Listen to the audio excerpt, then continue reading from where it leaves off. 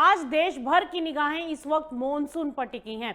अच्छी खबर यह है कि दक्षिण पश्चिम मॉनसून अब भारत की दहलीज तक पहुंच चुका है। मॉनसून के बादल लक्षद्वीप और उससे सटे क्षेत्रों में सक्रिय हो गए हैं और लगातार मजबूत भी हो रहे हैं। मौसम विभाग का कहना है कि अगले 2 से 3 दिनों में मॉनसून केरल में औपचारिक दस्तक दे सकता है। वहीं मौसम वैज्ञानिकों के मुताबिक मॉनसून का वलय फिलहाल कन्याकुमारी के दक्षिण से लेकर उत्तरी श्रीलंका और बंगाल की खाड़ी होते हुए म्यांमार तक फैला हुआ है। हालांकि पश्चिम विक्षोभ के कारण उत्तर से दक्षिण की ओर बहने वाली हवाएं फिलहाल मॉनसून की रफ्तार को कुछ हद तक रोक रही हैं। लेकिन यहां पर भी एक राहत की बात यह है कि अगले 1 से 2 दिन में ये बाधा कमजोर पड़ सकती है, जिसके बाद मॉनसून के आगे बढ़ने का रास्ता पूरी तरह से साफ हो जाएगा। मौसम विभाग ने केरल और माही में 3 जून से अगले 4 दिनों तक अत्यंत भारी बारिश का अलर्ट जारी कर दिया है और ये संकेत है कि मॉनसून अब मुख्य भूमि भारत में प्रवेश के बिल्कुल करीब पहुंच चुका है। दरअसल उत्तर पूर्वी बंगाल की खाड़ी और दक्षिण पूर्वी अरब सागर में बने चक्रवाती परिसंचरण के कारण मौसम का मिजाज तेजी से बदला है और इसी के असर से देश के कई राज्यों में बारिश, गरज चमक और तेज हवाओं का दौर शुरू हो गया है। और सबसे बड़ी खबर मॉनसून को लेकर है कि मौसम विभाग का अनुमान है कि दक्षिण पश्चिम मॉनसून जल्द ही केरल में प्रवेश कर सकता है और मॉनसून की ये दस्तक किसानों के लिए बेहद अहम मानी गई है, क्योंकि इसके साथ ही खरीफ फसलों की बुआई का काम रफ्तार पकड़ने लगेगा। आपको बता दें कि केरल, तमिलनाडु, कर्नाटक, आंध्र प्रदेश, तेलंगाना और लक्षद्वीप में अगले कुछ दिनों तक अच्छी बारिश की संभावनाएं जताई गई हैं। केरल में 3 जून से लेकर 7 जून के बीच कई स्थानों पर भारी से बहुत भारी बारिश हो सकती है। वहीं उत्तर पूर्व भारत में भी बादल मेहरबान रहने वाले हैं। अरुणाचल प्रदेश, असम, मेघालय, मणिपुर, मिजोरम और त्रिपुरा में पूरे सप्ताह बारिश का दौर जारी रहने की संभावना है और कुछ इलाकों में भारी बारिश का अलर्ट भी जारी किया गया है।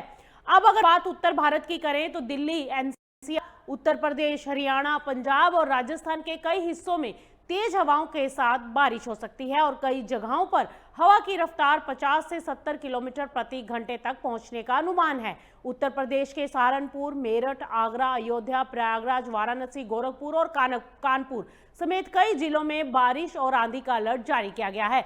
बिहार और झारखंड में भी मौसम काफी सक्रिय रहने वाला है। बिहार के कई जिलों में 65 से 70 किलोमीटर प्रति घंटे की रफ्तार से तेज आंधी चल सकती है, जबकि झारखंड के कुछ जगहों पर 75 किलोमीटर प्रति घंटे तक की रफ्तार से तूफानी हवाएं चलने की संभावना है। वहीं मध्य प्रदेश, छत्तीसगढ़ और विदर्भ क्षेत्र में भी बारिश और गरज चमक की गतिविधियां बढ़ सकती हैं। वहीं राजस्थान के कुछ हिस्सों में धूल भरी आंधी चलने का अनुमान लगाया गया है।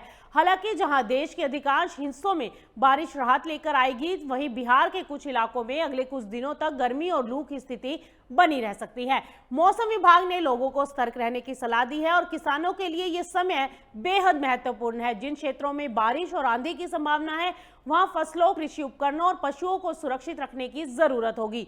वहीं मॉनसून की दस्तक के साथ खरीफ सीजन की तैयारियां भी तेज हो सकती हैं। तो कुल मिलाकर देश में मॉनसून की एंट्री अब बेहद करीब है और इसके संकेत भी साफ दिखाई देने लगे हैं।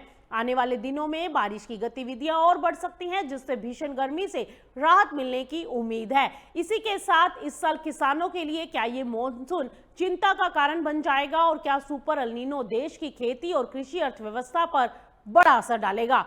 क्योंकि अगर बारिश सामान्य से कम हुई तो किसानों को नुकसान से कौन बचाएगा? आज हम इसी बड़े मुद्दे पर बात करेंगे। मॉनसून के साथ साथ कि देश में खरीफ सीजन की तैयारियां तो शुरू हो चुकी हैं, लेकिन इसी बीच मॉनसून को लेकर चिंता बढ़ाने वाली खबर सामने आ गई है। जानकारों का कहना है कि इस वर्ष सुपर तेज एल नीनो का प्रभाव भारतवर्ष में मॉनसून को कमजोर कर सकता है, जिससे कई राज्यों में सामान्य से कम बारिश होने की उम्मीद है। और यहाँ पर एक चिंता की बात यह भी है कि खुद भारतीय मौसम विज्ञान विभाग यानी आईएमडी ने भी ये संकेत दे दिया है कि इस बार देश में दीर्घकालीन औसत के मुकाबले लगभग 90% बारिश ही दर्ज हो सकती है, जबकि सामान्य मॉनसून के लिए कम से कम 96 से 104% बारिश को आदर्श माना जाता है। अगर बारिश में कमी आती है तो इसका सीधा असर खरीफ फसलों पर पड़ सकता है। खासतौर पर धान, दलहन, तिलहन और कपास जैसी फसलें सबसे ज्यादा इसमें प्रभावित हो सकती हैं और इन फसलों की खेती काफी हद तक मॉनसूनी बारिश पर ही डिपेंड करती है।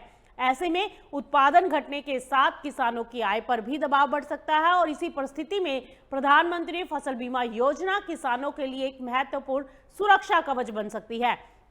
आपको बता दें कि मौसम की मार, सूखा या उत्पादन में गिरावट जैसी परिस्थितियों में ये योजना किसानों को आर्थिक सहायता प्रदान करने का काम करती है और सरकार की इस योजना में किसानों को अपेक्षाकृत कम प्रीमियम देना पड़ता है, जबकि नुकसान की स्थिति में बीमा कवर काफी मददगार साबित हो सकता है। जानकारों का ये कहना है कि जिन क्षेत्रों में बारिश की अनसर्टेनिटी अधिक है वहां किसानों को समय रहते फसल बीमा का लाभ जरूर लेना चाहिए। वहीं फसल बीमा योजना को लेकर राज्यों में भी चर्चा जारी है। कर्नाटक ने सामान्य पीएम फसल बीमा योजना मॉडल को अपनाने का फैसला किया है, जबकि महाराष्ट्र, उत्तर प्रदेश, मध्य प्रदेश, राजस्थान, तमिलनाडु, झारखंड और आंध्र प्रदेश जैसे कई राज्यों में अभी भी विभिन्न मॉडल्स को लेकर विचार विमर्श जारी है। ऐसे में कृषि जानकारों का कहना है कि यदि सुपर एल नीनो का असर बढ़ता है और मानसून कमजोर रहता है तो किसानों के सामने उत्पादन और आय दोनों की चुनौती खड़ी हो सकती है। ऐसे में फसल बीमा, बेहतर जल प्रबंधन और समय पर कृषि सलाह ही किसानों को संभावित नुकसान से बचाने में मदद कर सकती है। फिलहाल सबकी नजरें मानसून की चौल पर टिकी हैं, क्योंकि अच्छी बारिश न केवल किसानों के लिए बल्कि देश की खाद्य सुरक्षा और ग्रामीण अर्थव्यवस्था के लिए भी बेहद जरूरी है। तो क्या इस बार सुपर एल नीनो किसानों की परीक्षा लेगा या फिर मानसून उम्मीदों पर खरा उतरेगा? इसका जवाब आने वाले हफ्तों में साफ हो जाएगा। फिलहाल मौसम और मानसून से जुड़ी हर बड़ी खबर के लिए आप बने रहिए मार्केट टाइम्स टीवी के साथ। दिस प्रोग्राम इज को पावर्ड बाय इफ्को, सहकार से समृद्धि।